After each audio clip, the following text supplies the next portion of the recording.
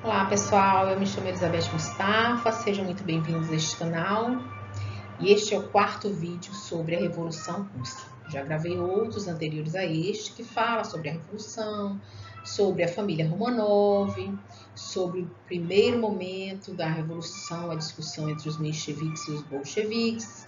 Já falei também sobre o primeiro momento de Stalin no poder e agora é a segunda fase do stalinismo, de grande importância para que a gente possa compreender os passos dessa revolução que levaram o mundo a segui-lo e que nós sabemos que muito deixou a desejar, principalmente no que se refere a trazer uma sociedade justa e igualitária. Então, se você não viu os outros vídeos, dê uma olhadinha no vídeo, porque eu trago aqui também um olhar espiritual, baseado nas leituras que faço da doutrina espírita, dos livros de Allan Kardec e principalmente dos dois livros da psicografia de Chico Xavier, o A Caminho da Luz, por Emmanuel, e o Brasil, Coração do Mundo, Pátria do Evangelho, por Humberto de Campos. Você pode olhar aqui esta minha trajetória de estudos de história, filosofia, que trazem o olhar da universidade, o olhar material, mas também o contraponto sobre as questões espirituais. E aqui, especialmente, como toda a Revolução Russa foi baseada no pensamento materialista de Karl Marx, eu enxergo que é preciso esse olhar espiritual para que a gente possa compreender que a humanidade é regida por leis maiores que nos levam à nossa evolução e construção da sociedade. Portanto, não podemos desprezar este lado da história numa perspectiva espiritual. Vamos então continuar nossos estudos e sejam muito bem-vindos. Vamos aqui observar que a União Soviética, desde 1922, se formou na união de vários países que estão aqui na Ásia e no leste europeu, dos quais a gente pode apontar a Letônia, Lituânia, Estônia, Geórgia, Armênia, Azerbaijão, Bielorrússia, Cazaquistão, Moldávia, Quirguistão, Tajiquistão, Turcomenistão, Ucrânia e Uzbequistão. Esses países faziam parte da União Soviética e a gente lembra sempre, para que deixe claro, que a União Soviética não é o nome de um país, e sim de um grupo comandado pelos sovietes, que surgem lá na Rússia, no período revolucionário, que representam assim um tipo de grupos à semelhança dos sindicatos que nós conhecemos hoje. Esses sindicatos, espalhados por vários países, vão aqui, unidos à União Soviética, caminhar juntos. E aí nós vamos ver essa união neste período. Voltemos então a falar dos planos quinquenais de Stalin, que surge após o movimento deixado por Lenin, do novo plano econômico que Lenin desenvolveu lá na Rússia, logo que tomou o poder antes de Stalin. Stalin é o sucessor de Lenin, que depois de uma disputa com Trotsky, toma o poder na União Soviética e vai governar por muitos anos. Stalin traz um projeto planejado dentro de um seu gabinete para que a Rússia se industrialize. E essa industrialização vai ser uma industrialização forçada. E as pessoas, a Rússia toda, vai ficar imbuída de trazer para esta Rússia nova, a União Soviética, esse desenvolvimento que deve ser cumprido em 5 anos. A produção industrial deve crescer 136% em 5 anos, a produtividade, a mão de obra deve aumentar 110% e 1.200 novas fábricas devem ser construídas. Esses planos, eles vão ser vários planos, vários planos, um número de 13 planos, e alguns dos quais vão entrar em processo de desenvolvimento realmente, que vão levar esta Rússia a ser uma grande potência no período da Guerra Fria, disputando inclusive com o espaço de poder com os Estados Unidos. Porém, o sacrifício humano é muito grande e nós vamos ver aqui que está longe de se tornar uma sociedade justa e igualitária. Ao contrário, o massacre das populações é muito grande, o sofrimento das populações urbanas e rurais são imensos e nós vamos ver formar também uma elite que está ali comandando a grande massa, a grande população, e está longe de ser igualitária em sua cúpula, como é na base. Logo após a morte de Lênin, a área rural sofreu uma desprivatização, ou seja, aqueles que tinham grandes fazendas, parte dessas fazendas foram coletivizadas, ou seja, foram distribuídas entre os camponeses, e as fazendas coletivas vão se chamar kolkhozes.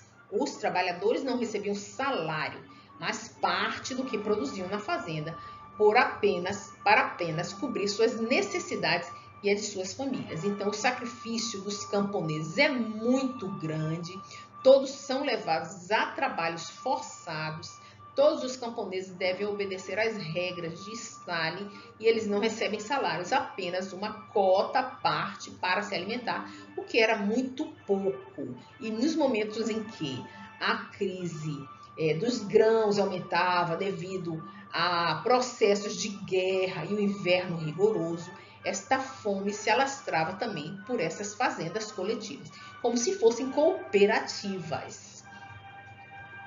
Outro tipo de fazenda coletiva eram os sovkhozes, eram a expropriação dos gulags. Os gulags eram os donos de fazenda que sobreviveram à NEP, ao programa de Lenin. Lenin, quando fez o seu programa comunista, no primeiro momento, ele manteve os gulags proprietários das terras para não deixar cair a produção, porque a produção nas mãos de propriedades privadas, elas não diminuem a produção, porque as pessoas se sentem sempre munidas de vontade de trabalhar para ganhar mais. Na medida em que eles não ganham salários, não tem como melhorar de vida, aumentar o seu poder de compra, essas pessoas não têm o menor interesse de se desenvolver e aí a produção cai. E neste caso, os sovkhozes sobreviveram a Lenin,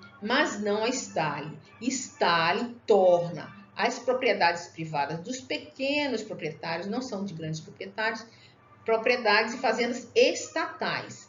Então, essas fazendas passam a ser agora do Estado e os kulaks, que antes eram proprietários, passam a ser empregados, recebendo também cota parte da produção.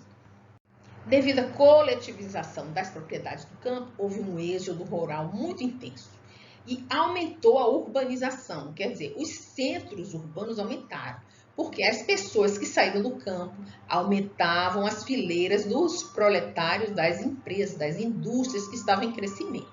E entre 1928 e 1932, a força de trabalho urbana ganhou mais de 12,5 milhões de pessoas, das quais 8,5 milhões eram provenientes do campo.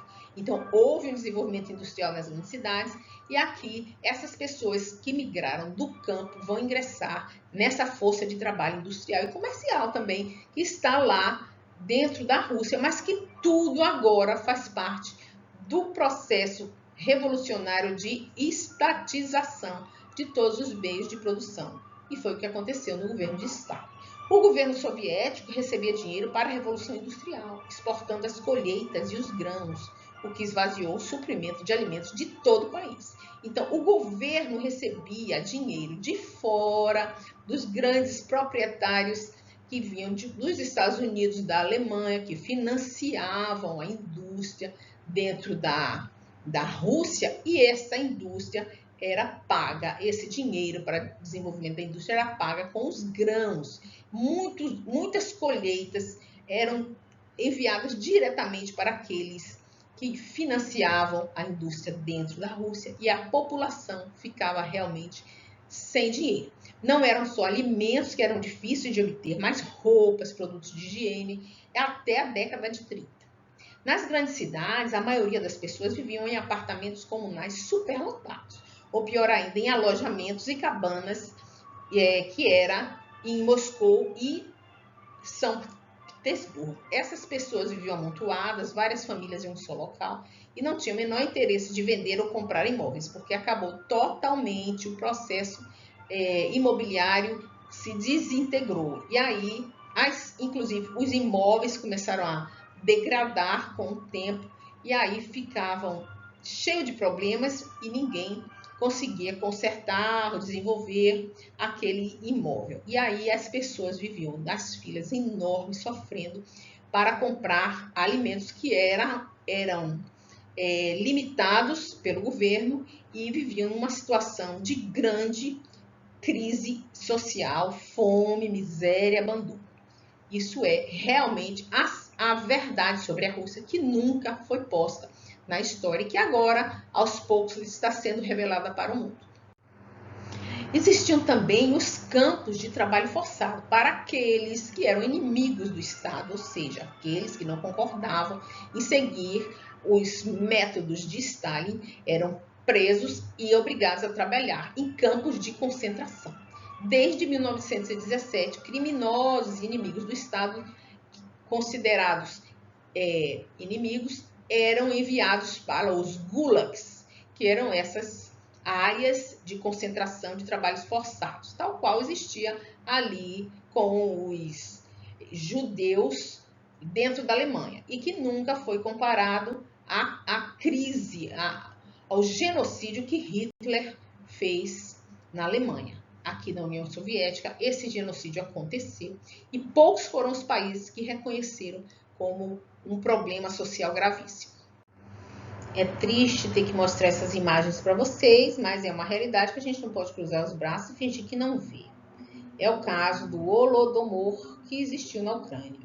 O Holodomor, ou fome, terror, ou mesmo grande fome, foi a crise generalizada de fome que atingiu a Ucrânia durante o regime comunista soviético, liderado desde 1922 por Stalin. Então, o nome vem das palavras em ucraniano Olod, que quer dizer fome, e Bor, que quer dizer praga ou morte. Então, nós vamos ver este assunto muito bem retratado no filme que está na Netflix, que se chama A Sombra de Stalin. Eu recomendo que vocês vejam, porque mostra uma realidade muito dura, inclusive crianças comendo os corpos dos irmãos mortos. Esse momento do filme é um momento muito terrível e mostra o autoritarismo de Stalin, mostra como era o controle feito por Stalin aos jornalistas internacionais e como eles viviam de orgias na cúpula do poder, enquanto eles estavam comendo e se banqueteando, as pessoas na Ucrânia morriam aos milhares. Uma coisa que ninguém comenta e que é uma realidade na Rússia é que as empresas de construção americana e alemães e europeias desenvolveram dentro da Rússia o seu campo também de produção e aí vão construir 500 fábricas na Rússia, a empresa americana Albert Kahn.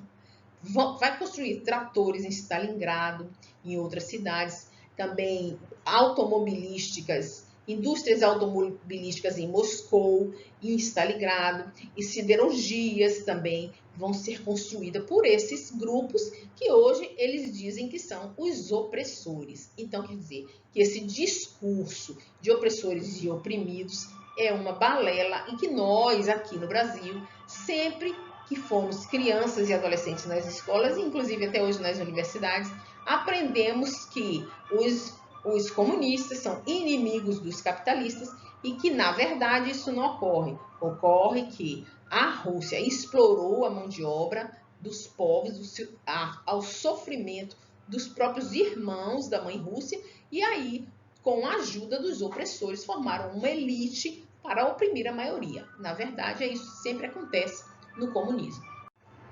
Diante disso, a população continua sempre em sofrimento e na Rússia, no total, implementou 13 planos quinquenais. O último deles introduziu em 1989, após a Segunda Guerra Mundial.